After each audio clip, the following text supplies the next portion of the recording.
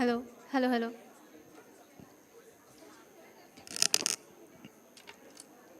Hello. Good afternoon, distinguished guests, esteemed speakers, professors, moderators, and all the members present here. I am Dipangshi Sohoria, and it is my honor to welcome you to the Assam Royal Global University, Guwahati, for the 18th International and 54th English Annual English Language Teachers Association of India Conference on Exploring Languages and Literatures for Evolving Pedagogical Practices.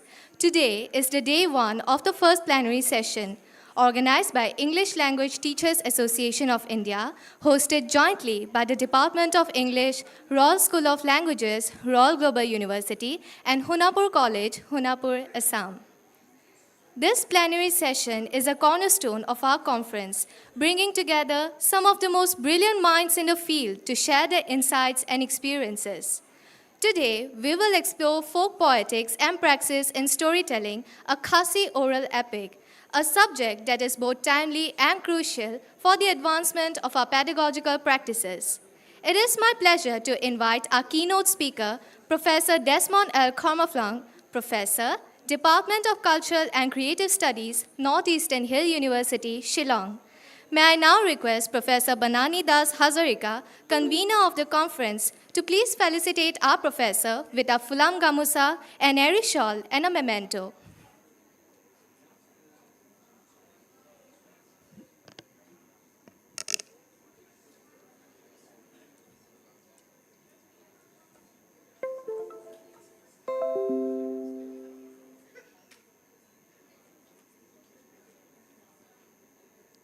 We are very honored and privileged to have you amongst us today, Professor.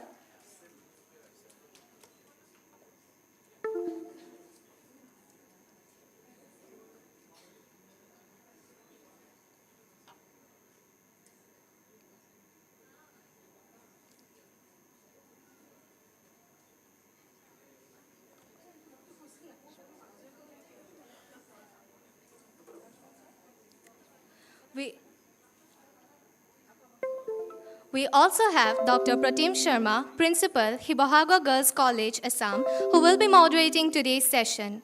May I request Sir Ayushman Debraj from the Department of English to please felicitate our sir with a Fulam Gamusa, an airy shawl, and a memento. Dr. Pratim Sharma is the principal of Hibahaga Girls College and former head in the Department of English at the Khomuk College, Assam. He holds a PhD in Organizational Studies from Dibrugarh University and postgraduate diplomas in the teaching of English and journalism and mass communication.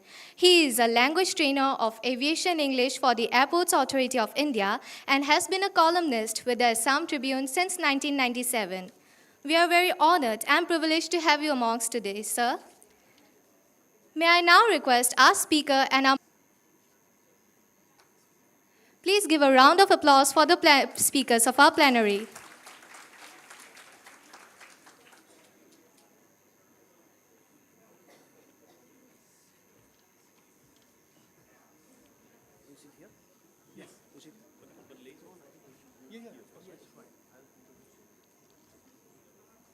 May I now hand over this session to our moderator.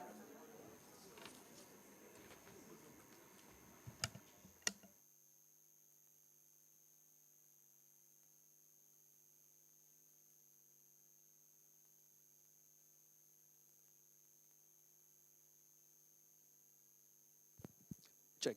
Hello.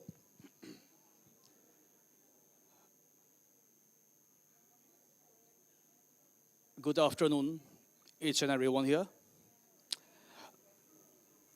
We have first plenary Professor Desmond L. Carmoflang. I am going to introduce him, and after that, he will be speaking on today's topic. Professor Desmond L. Carmoflang is a distinguished academic, poet, and folklorist. He also writes short stories. He has published collections of poetry and books on folklore and folkloristics. He has collected, compiled, and edited folk narratives and folk songs in India. He has held teaching positions as a visiting fellow and professor at various universities in India and abroad, such as in Switzerland, 1991, United Kingdom and the Republic of Ireland, 1995, and Norway, 1997, in the United States of America in 2002 and 2011, in Finland, 2002, in Greece, 2009, China, 2011, Indonesia, 2018, Italy, 2018, and the latest being the Diocesan Visiting Fellowship at Melbourne University, Australia, and Chulalongkorn University, Bangkok, and the Ca' Foscari University in Venice, Italy, and the University of South Wales at Cardiff in UK. He was also the Arts and Humanities Global Discovery Visiting Fellow, Ohio State University, USA in 2020. He was a special consultant of Khasi Wales Cultural Dialogues, a project to explore the shared cultural histories of the Wales and Khasi peoples, sponsored by the Leverhulme Trust, UK. Professor Desmond is a member of the Folklore Society London and the American Folklore Society, USA, and an associate member of the Folk Fellows instituted by the Finnish Academy of Science and Letters, Helsinki.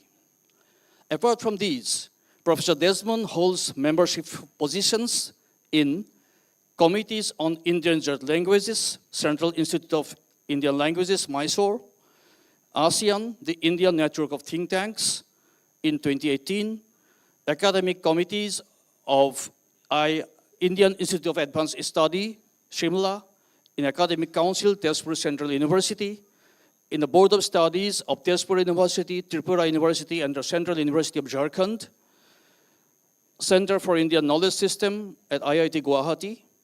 Professor Desmond is also an executive committee member of Khasi Authors Society and in the executive board of the Belief Narrative Network of the ISFNR, the International Society for Folk Narrative Research.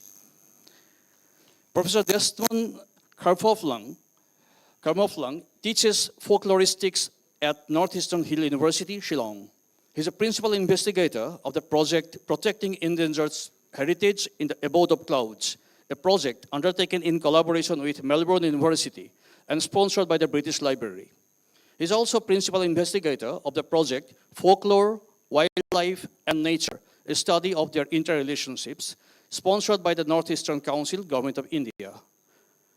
So the northeastern part of India is culturally rich and socially diversified, as we know, with varied ethnic groups having numerous histories, mythologies, and identities.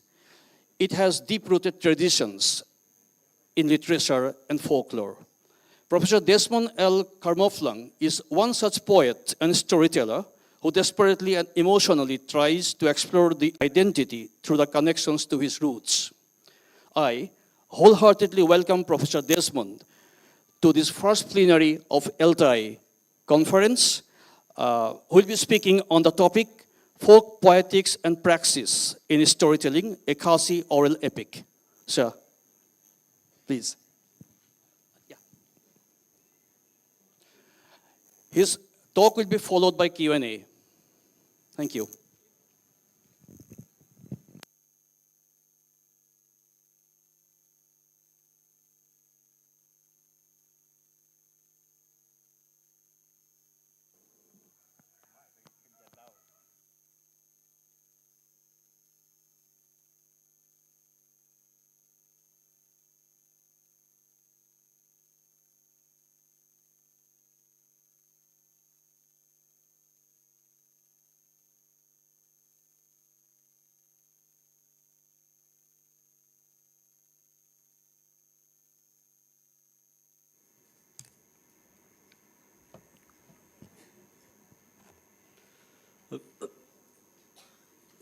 A very good afternoon, and thank you, sir, for the very warm welcome and the very detailed introduction that you had provided to the audience. I would like to express my sincere thanks to ELTAI, the English Language Teachers Association of India, and especially to Professor Lily Karbomon, who's a very good friend. In a manner of speaking, we were colleagues. She used to teach at Evloing, which is also located on campus at Northeastern Hill University, and we used to have very frequent interactions. So this presentation, as you can see, will be about the folk poetics and praxis that are being deployed by storytellers belonging to my community, that is the Khasi community of the state of Meghalaya, which is in the neighborhood. I will also be talking about one particular oral epic which I documented quite some time back, and I will be talking about how it relates, how it demonstrates, and how it characterizes dimensions and aspects of storytelling that is in existence in my community.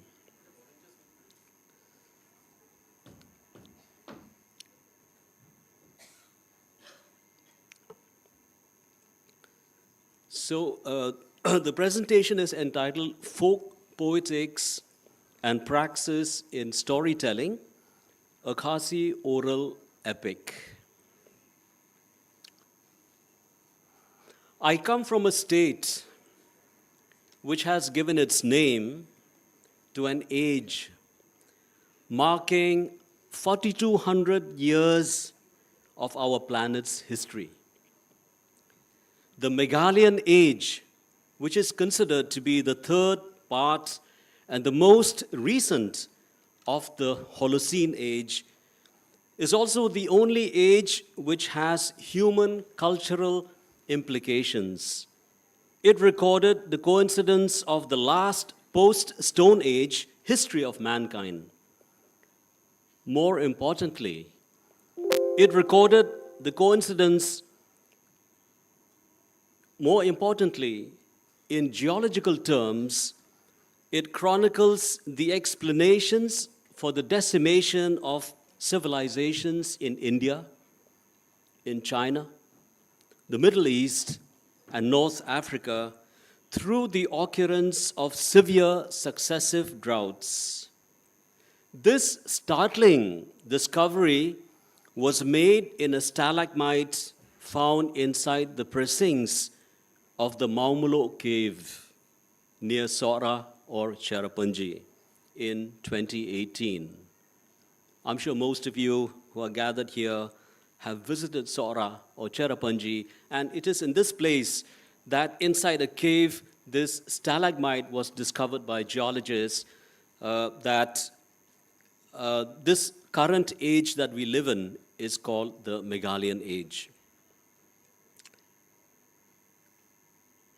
4,200 years later, we are replicating the primeval natural upheavals by weaponizing our imaginations and our actions and directing them to reducing the planet's lifespan through a relentless pursuit, a mindless pursuit of a largely violent development agenda. The epic which I will share with you today also involves a story about a cave. It involves a story about a cave that in Khasi we call Kakrem Lamet Latang, which is mythic, of course. The story is familiar to most Khasis because it forms one of the cornerstones upon which our indigenous religion and philosophy rests. The epic talks about an apocalyptic period caused by a cosmic darkness that befell the world due to the sun's retreat from the firmaments and its entry into the mythic Lamet Latang cave. It required the efforts of the cockerel, the rooster, who braved the obstacles and dangers of the underworld in entering the Lamet Latang cave in order to meet the sun and petition her. Yes, petition her, because the sun in my culture is female. And petition her to come out of the cave so that humanity would be delivered from the spell of darkness. The cockerel is called in Khasi Ulumboj Ulumbyang, which means the naked one. The cockerel was considered to be naked, without clothes. He had only one gift. He had the gift of poetry. He had the gift of song. He had the gift of verse. He had the gift of language. And armed with this gift, using it, he was able to persuade the sun to emerge from the Lamet Latang cave, and once again, light was restored to the world.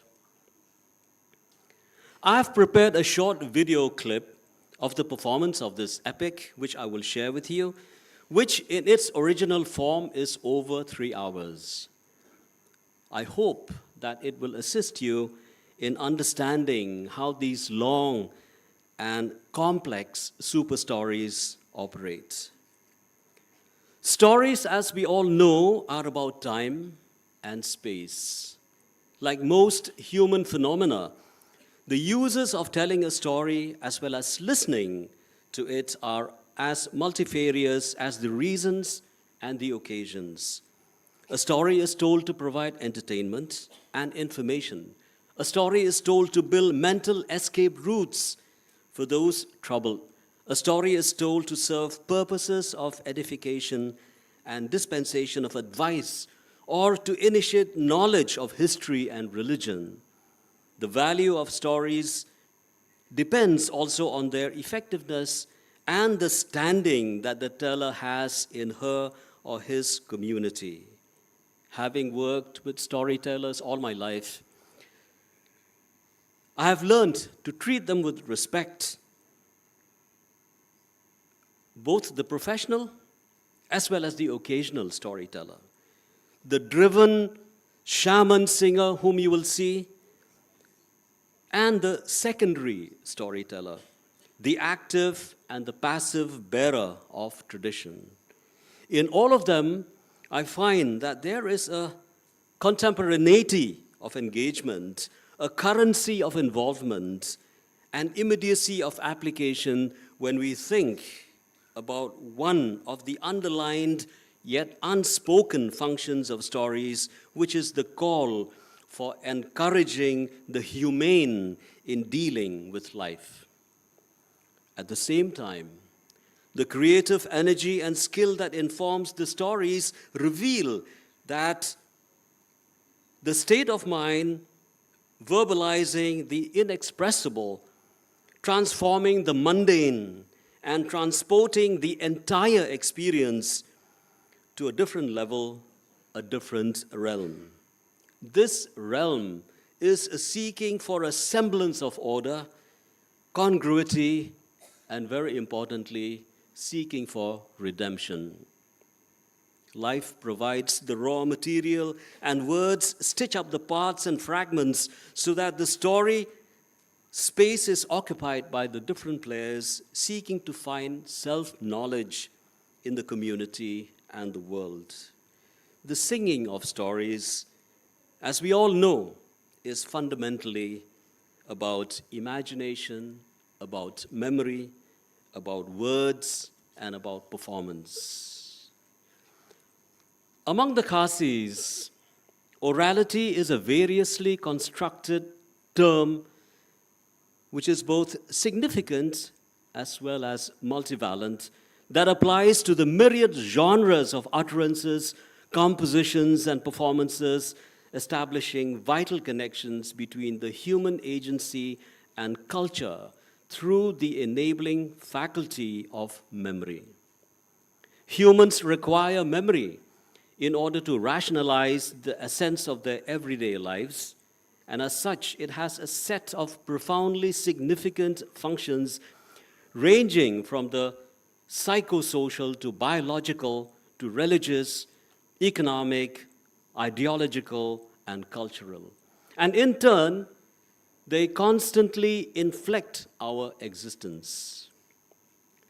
My community first experienced literacy in 1842. That's hardly 180 years. And therefore, the Khasi community is largely oral, is fundamentally believing in the sanctity of the word, which is considered to be a living entity once it is uttered. The religious discourse of the indigenous faith is largely oral, as you will see, and this essential quality of orality is demonstrated even in the banality of trade and commerce, where till today the market practice of reckoning of weights and measures is accomplished in indigenous oral systems. In oral cultures, memory functions as an instrument that does not only connect the present with the past, but that which makes sense of the world and its myriad dimensions.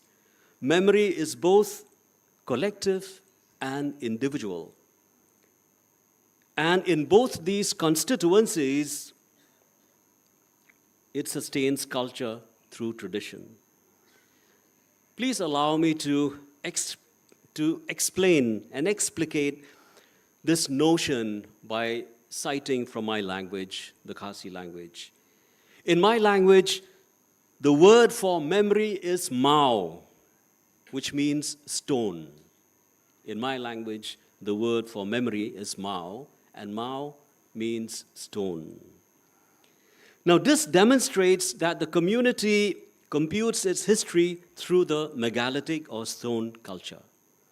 Mao, as we understand it, stone, as we understand it, is not inanimate.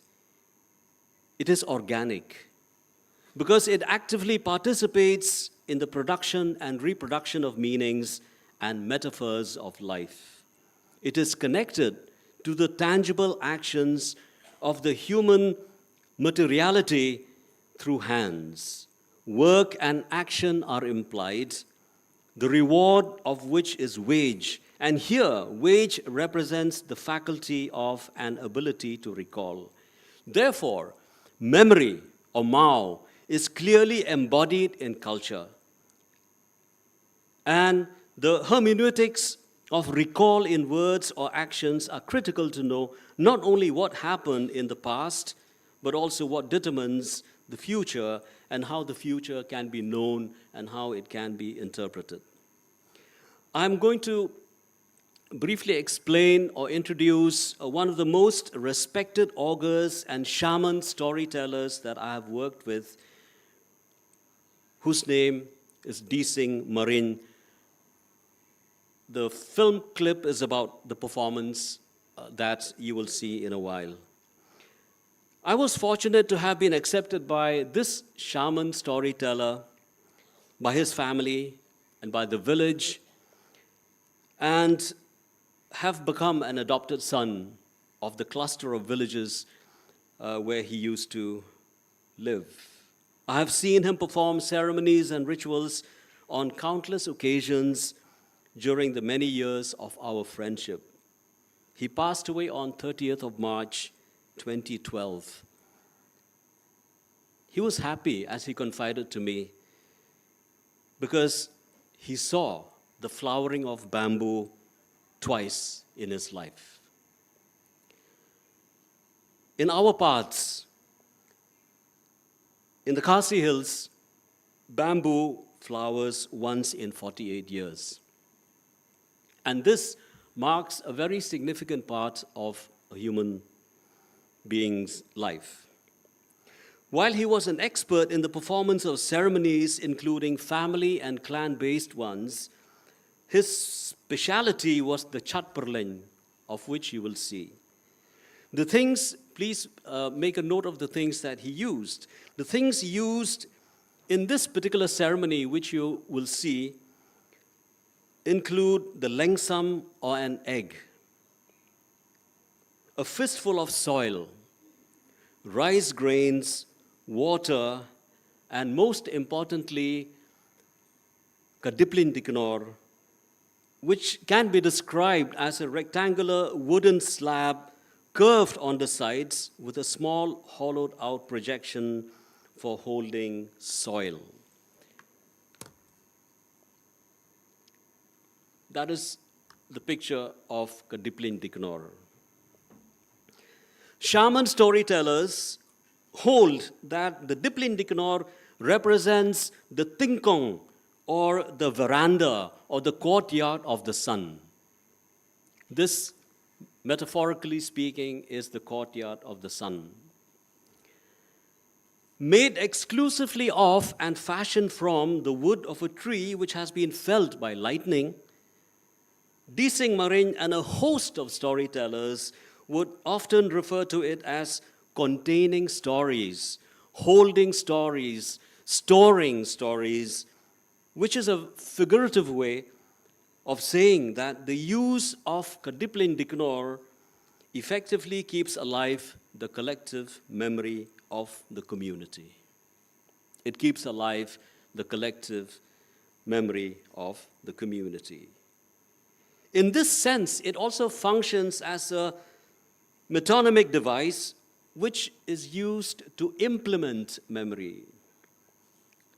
The reference to the Diplin Diknor as representing the veranda or the courtyard of the sun has to be understood in the context of the epic and the divination performance that it inspires. As you can see, the Diplin Diknor, measuring roughly 9 inches by 5 inches, it's about 2 inches thick, and it has a rounded protuberance which is hollowed out.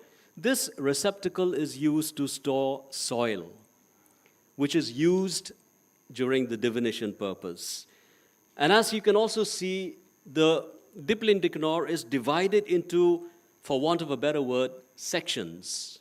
There is no directly translatable term that I can find in the English language, so I'm using the word sections. And when eggs are cast upon this board, then it depends on how the fragmented shells of the broken eggs lie on the board that signs are read. Now, what we have then first is a ritual object. It is a ritual object, the Diplin Diknor, which is used for divination purposes, but it also poetically describes, or it is described as representing an imagined solar habitational space of mythological and cosmic proportions, and which has an equivalence in and is understood in the architectural lexicon of humans. Second, the fact that the Diplin Diknor can only be made of wood obtained from a tree that has been felled by lightning makes it very special. So it implies that you cannot just go into the jungle, obtain wood from any tree that you find, and make a Diplin Diknor. No, it has to be obtained from the wood of a tree which has been felled by lightning. And the reasons for this are simple to me because I have studied this for many years. But the reason that this explanation is being offered is that, and I've asked Dising Marin many times, and the answer that has been provided to me is that there is a cosmogonic, familial, and sibling relationship in the Khasi belief system that has the Ram'o, or the Mother Earth, Urinko, the tutelary deity, the sun, the eldest daughter, Ubanai, the moon, the younger brother, Ka'um, water, which is again another sibling, Kalair, wind, again another sibling, Uparthat, which is thunder, Kalaile, which is lightning, Ujumai, which is earthquake, and Kading, which is fire. Kading is considered to be the Kaddo, or the youngest daughter in the cosmic scheme of things. And therefore, there is this connection between the Diplin Dikonor, which has to be fashioned from wood obtained from a tree felled by lightning, because it is in a cosmic way connected to all these elements. If it is understood in this context, then we see the relationship that exists in the construction of a ritual system involving the sun, which has to be placated with entries of prayer and poetry produced by the singer, who also uses the Diplin Dikonor, upon which signs of favorable disposition are displayed. The Diplin Dikonor then becomes a semiotic vehicle of communication, provided by lightning, using the youngest sister, that is fire, to make it available for use. Now, this is a fantastic cosmic cycle that is made available to us, and which is again being presented in the form of a performance and the singing of an epic. Therefore, we see how cosmogony is connected to a divination ceremony which is physically performed on a ritual object and which is enabled by the performance of epic poetry. The performance is aided also by other elemental objects such as water, soil, rice grains, and eggs. The epic has a form that is both narrative as well as profoundly dramatic. It is an enactment in which the celebrant virtually assumes the different roles of the characters involved in the story, and at the same time sustains the mainline narration through chanting and singing. The performance is suffused with great drama and remarkable telling skill, where word power, action, gesture, and voice modulation conflate into one profoundly total experience. The contents of the chants are cosmogony-oriented, in that it talks about the significant universal events. It contains lengthy discourses on traditional governance systems. It specifies or it classifies animal species. It provides description of real and imagined geographies and assorted knowledge system. The epic is driven by an ontological concern that constitutes the function, and lastly, as a context, it is apprehended by a ritual performance. I go to the performance of this epic now.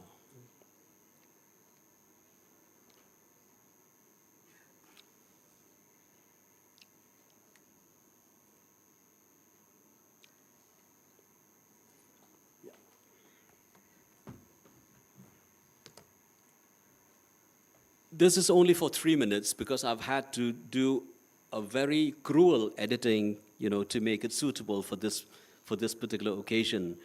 The total epic takes about 3 hours.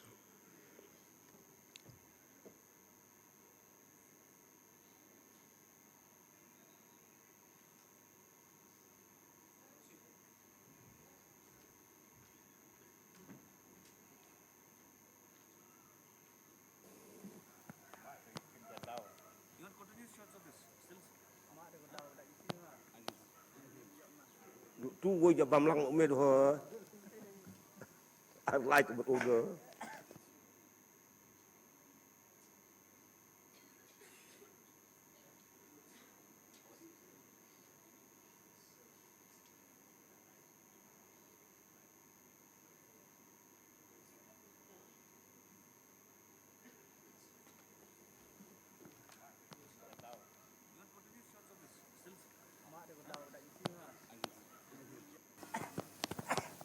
Tu dah try ke bam ni?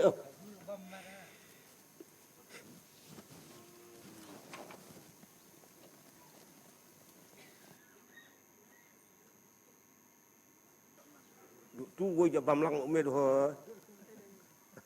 I like to be older. Tu dah try ke bam ni?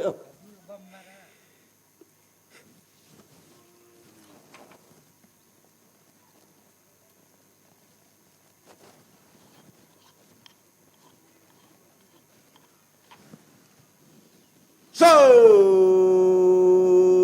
khi đẹp về cái tên đẹp có lệ tên đẹp có kinh có cái thế trong cái bát. So,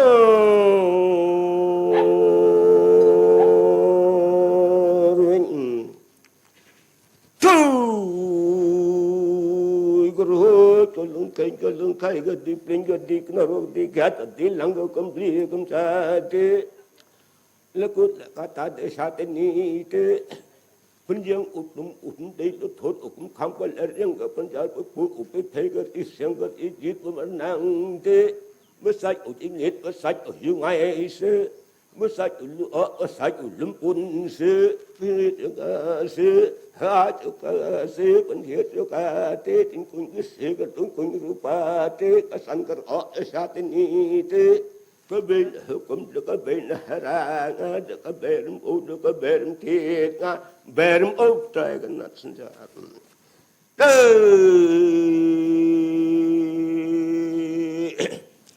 in đi in đêm với nhau ruin với xin với đêm với ôi lòng sanh trái nó chạ nó cái đình để nó cái đình cho chân răng nó cái đình cho cái thẻ nó cái liệt cái thẻ nó cái sang cả hàm nó cái mà bột đình muốn cái lòng sanh tôi áp là tôi không có muốn khóc tôi tin là khi cái muốn này cha đi cái nó cái chạ cái đình chân răng cái đình cái lòng sanh là cái tăng áp là học mà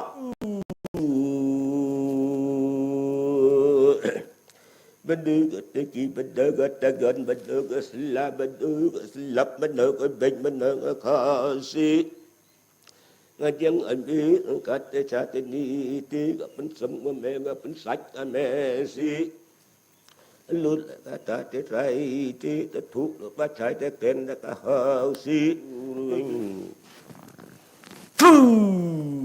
cái sạch cái lính cái nợ năm ta năm tính tăng ước bên này ước mai ước tăng chừng ban thêm cái spa cái phù cái tăng cái bát sương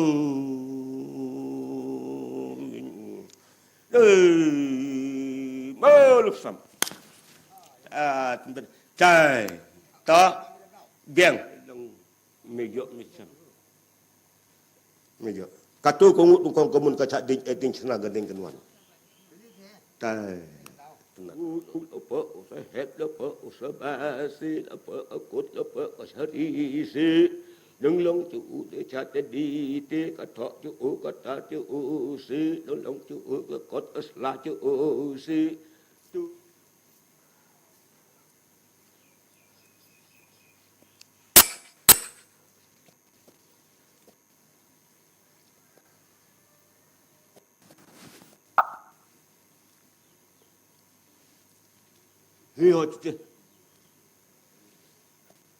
Itu budak.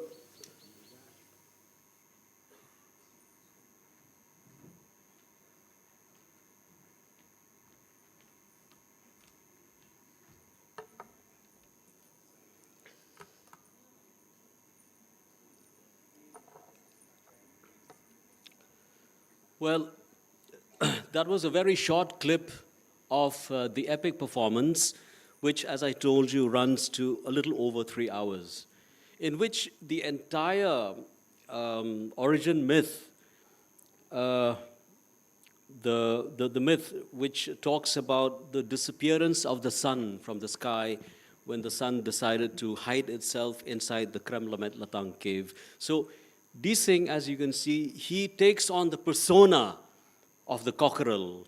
He takes on the persona of the cockerel, and using his skill in poetry, in composing lines that were conceived to persuade the sun to come out of this, to persuade the sun to come out of the Krem Lamet Latang cave. That is what the performance was all about. But then it is also linked to a divination ceremony. So at the start of the ceremony, while you must have seen how he carefully prepares for the ceremony by washing the Diplin Dikanor, and he would have the necessary things at hand, the basket of rice grains, the shabak. Shabak is that wooden container that's supposed to store water when it is being used for such special purposes. Then the eggs, as you can see, and also soil. I think you do not miss the soil also, which is stored in that little repository, which was part of the Diplin Dikanor. Now, as you have seen, he would place rice grains on the four corners of the Diplin Dikanor, signifying the four corners of the earth. And he would chant. He would engage in a dialogue with the elements. And all the while, you must have seen him rolling the egg in the palm of his hand. The dialogue that he engages in is the recounting of this myth, which I told you about. And while chanting, you have seen him take, some soil from the receptacle of the Diplin Dikanor, mix it with water, and smear the mud on the egg while continuously rolling it in the palm of his hand. The way in which the story element in the epic is presented is not a style which is popular with, ordinary audiences, because the performance is too intense, the performance is too powerful, and it is too involved. Okay? I have attempted translation of the entire epic, and my experience is that the narration is fraught, with terms and usages, sounds and exclamations that I believe are esoteric. I do not understand many of the terms that are being used. Okay, and when I made this point to him, he said, "Well, they are used for a special purpose. There is a very special context for the using of those words." And then I realized that. Later on, I realized that he was using also words that describe certain animals that have become threatened in those areas.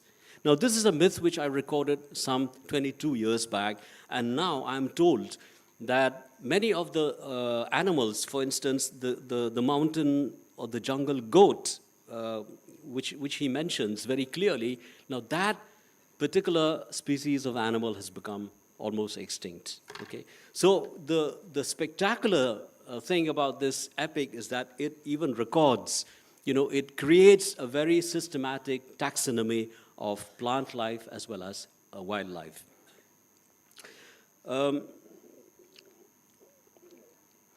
What I have tried to do is, I have rendered some what I can call sense translation, which is opposed to meaning translation. And this is there in my fourth book, the reproduction of this particular epic that I've just shown you. And the point that I'm trying to make is that, one has to be there to even understand or to even begin to absorb the telling power of this particular oral epic. The performance of the Chat Perlen is an extremely elaborate affair, and from it emanates one of the most important myths of the Khasis, which recounts the fetching of the sun by the cockerel from the Lamet Latang cave. And this epic constitutes a belief which is central to Khasi religious thought and philosophy. The passing down of the tradition of divination and the accompanying storytelling is from the maternal uncle to the nephew. Okay, so this tradition is passed on from Dising to his nephew, not to his son. This is because of the matrilineal system that we follow. This is in complete adherence to the matrilineal or to the matrilineal system of kinship followed by the Khasis. Lineage and descent are traced through the female, and children bear the surname of their mother and not the father. Therefore, Kharmoflang is not really my father's surname, it is my mother's. And this tradition, if it was performed by a woman, it would pass on to her daughter. But in the case of males, in case of the uncle, it would pass on to the nephew.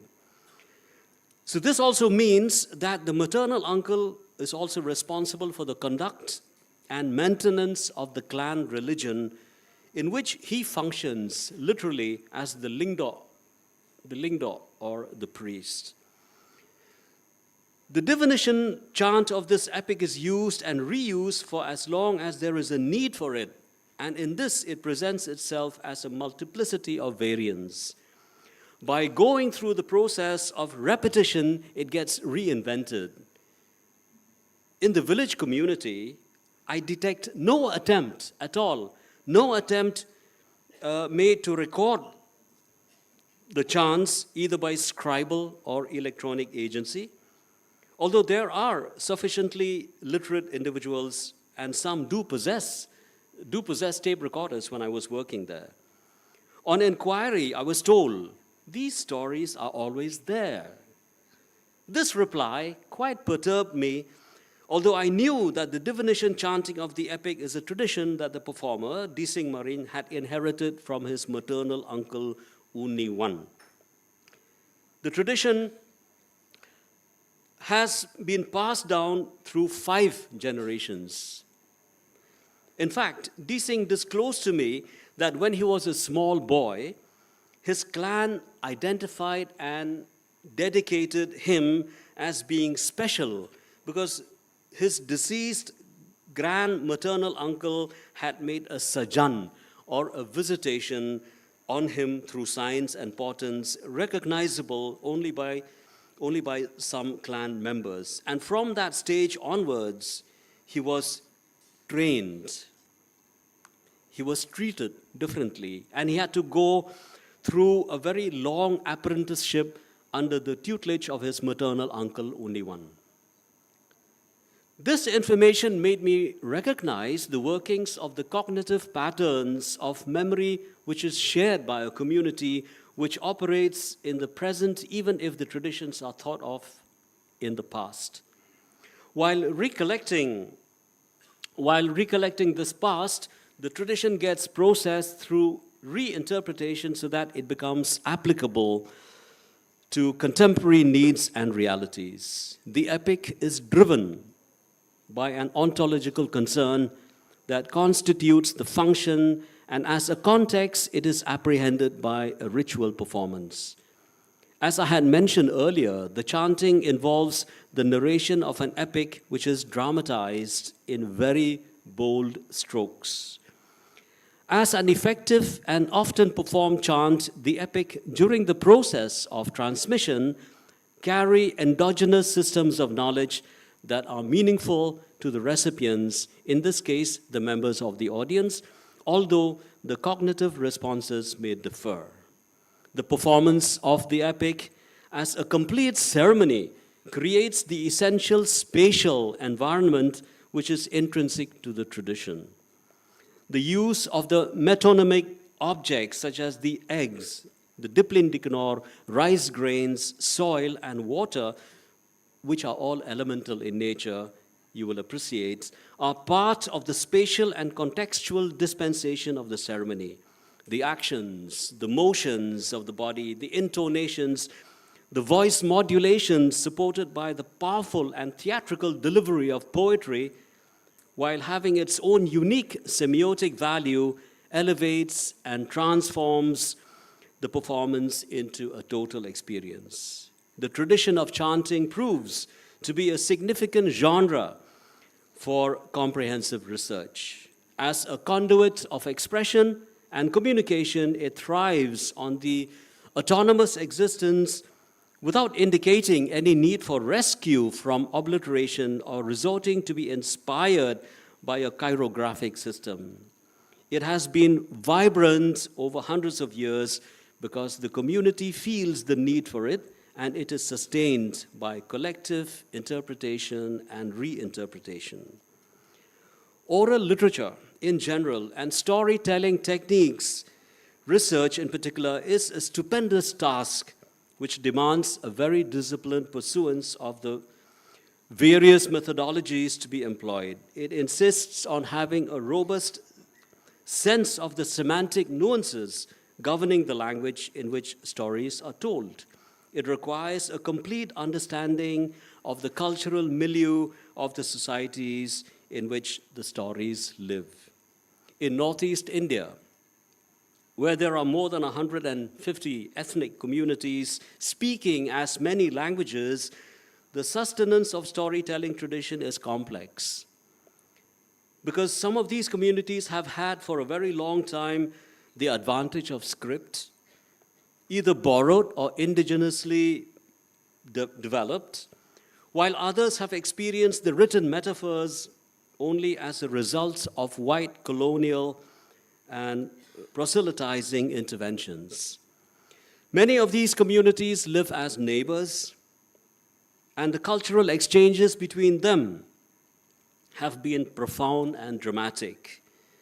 These situations offer rich opportunities for the study of the oral-written continuum, the text and its transmission models, and in the societies where written cultural productions were attempted only as recently as less than 200 years, academic stimulations could be directed towards the oral-derived texts, genre dependence, and tradition-dependent studies.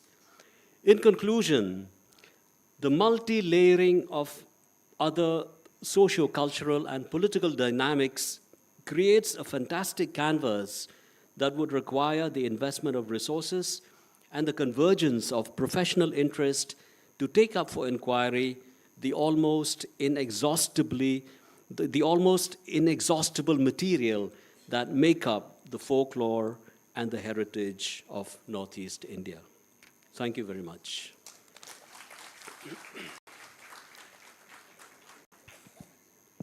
Thank you.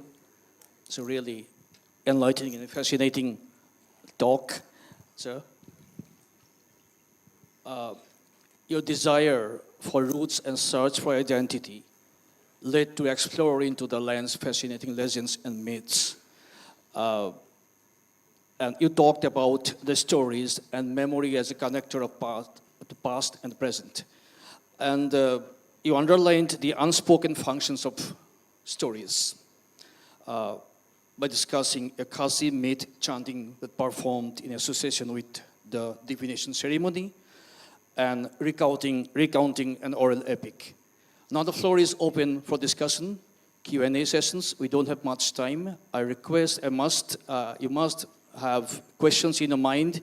I request the audience, can you ask your questions? Thank you. Any volunteers? Yeah, the gentleman over there.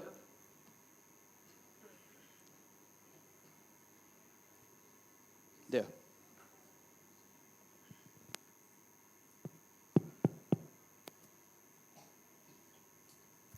Hello, sir. First of all, I congratulate you, sir, for your wonderful presentation on the topic. Because as we know that preserving this story or storytelling is a very difficult task, and you are doing this one. So first of all, I congratulate you, sir. Sir, but there is one fear in my mind regarding the new generation. Because as we have seen in the ultra-modern age, in the age of globalization and technology, I have found that the younger generation, they have less interest in the oral tradition. Because as I belong to the Nandurbar and Dhure tribal districts, I come to know that my students, they don't find that much interest in their traditional heritages, in their traditional kinds of the asset, which you have shown to us, which you have given knowledge regarding this one. So, sir, what kinds of the ways, or how can we overcome these? How can we find a more interest in the younger generation in the aspect of superstructural era or in the era of technology and globalization? Please, sir.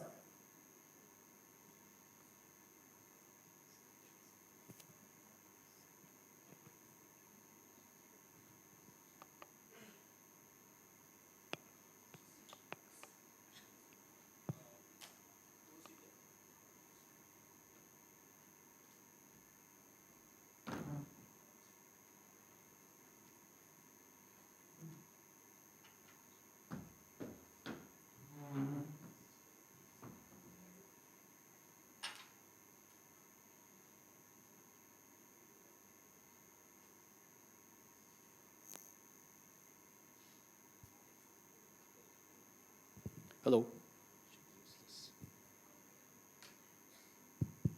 Thank you, sir, for your question. Am I audible? Yeah, the point that you have raised is indeed very pertinent, because it is part of an ongoing experience that folklorists all over the world face.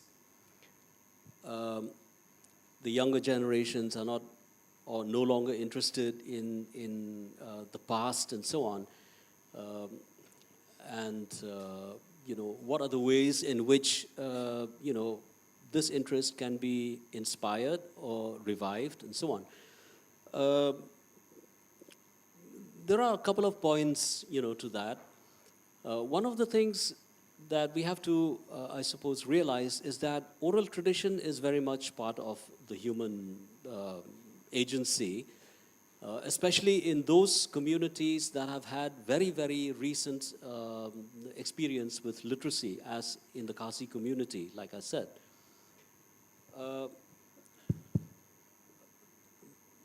But then, oral tradition is also something that, that has morphed, into many forms. It has taken many forms. It has developed variants, and it has developed dimensions. Now, if you look at what's happening in the internet also, I mean, a great deal of what is happening in the internet is actually generated and inspired by oral tradition. Okay. The fact that we communicate using many forms, texting and so on and so forth, okay, that is also actually inspired by this innate desire, for sustaining old tradition of some kind. This is something that has also challenged or has posed interesting problems for folklorists in different parts of the world. And we can see, if we look at what's happened in the realm of the fairy tale, for instance, since the fairy tale is something that all of us can relate to quite swiftly, we find that there are makes and remakes of fairy tales. All right, we see the Cinderella story being remade, in documentary films and films and so on.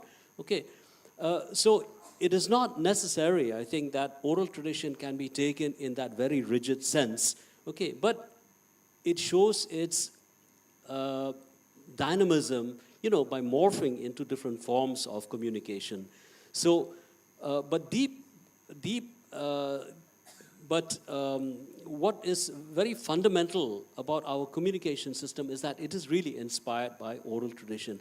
And one of the ways in which oral tradition, or one of the ways in which, performances such as these and narratives such as these can be made palatable to modern consumption, sorry to be using that phrase, but to be palatable for the consumption of kids and children and youngsters and so on, is to adopt new means of communication. For instance, this epic has been converted into an animation film also in my language, and this has generated a very encouraging response in the younger people, who are actually forming small clubs, in trying to disseminate, these stories. See, as Professor Karbamon here can testify, this epic is a combination of many segments of narratives that are found, in different parts of areas inhabited by Khasis, but sometimes, they exist in disparate forms. Okay, but in the performance of this particular oral epic, all these stories in the versions and variants, they are brought together in a single form, and so in a unified form. Okay, so this is one way in which, so the creation of animation film for this particular epic is one step. The fact that I have also transcribed and translated this myth and produced it in book form has also created a great deal of interest, and I'm happy to say that on Friday, this coming Friday, the Academic Council of our university will sit to approve the syllabus of the 4-year undergraduate program in folklore and cultural studies, in which this myth will form a part of the components. Good news. Congratulations on that. Maybe you can take 1 or 2 more questions. Not much time we have. Yeah, madam, please. Anybody with a microphone? Oh.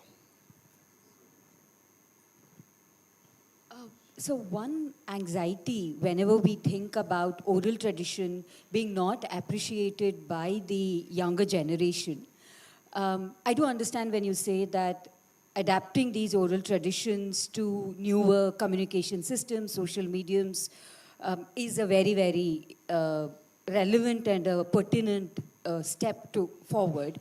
However, is there also an anxiety that once we move or adapt them to different mediums, so-called modern, contemporary, technological mediums, the sanctity that we attribute, the sense of indigeneity that we attribute, a sense of tradition that we attribute to orality, oral culture, is that an anxiety that we will lose that sense of sanctity? Is there that, anxiety as well? But this might also be a thought that would extend when we academize the entire process of folklore or cultural studies, bring it into the classrooms. Do we sanctify it in different ways? Thank you for your question and comment, ma'am. In fact, the sanctity of this particular oral epic has been compromised just now. The fact that I'm sharing it with an audience that do not understand the cultural implications of this particular performance has compromised it to a degree. But I've done it strictly for academic purposes. I have no intention of undermining or subverting, the originality or the religiosity of this particular epic. It was only for pedagogical and academic reasons. Yes, of course. But there has to be ways and means of, disseminating this, because my interest in characterizing this particular oral epic and sharing it with you is to show the poetic, the narrative, the artistic, and the aesthetic dimensions, that completely suffuse this particular performance. It is something that when I first heard it, I was reminded of Geoffrey Chaucer. When I first heard it, I was reminded of Shakespeare. When I first heard it, I was reminded of Donne. And I thought, my goodness, this is something that has to be captured. This is something that I will have to share with my students. So this is why, I've chosen to talk about this. Thank you, sir. I am told that our time is already over. But we can talk outside. Yes, definitely we can discuss outside. And thank you, sir, for this illuminating talk. And I thank the audience. I thank the audience for your active cooperation and participation. Thank you so very much. Thank you, sir. Thank you for your patient listening.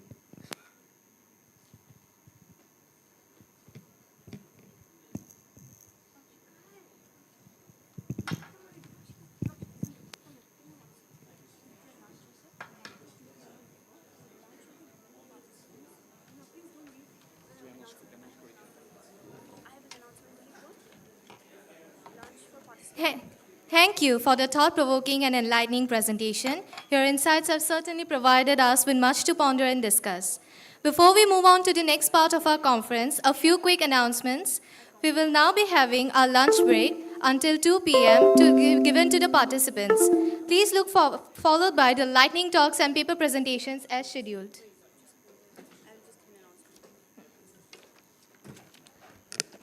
Dear participants, the lunch for the participants will be given in Samaya House and Aditya House. Both are hostels. You will just find it in your way through the site.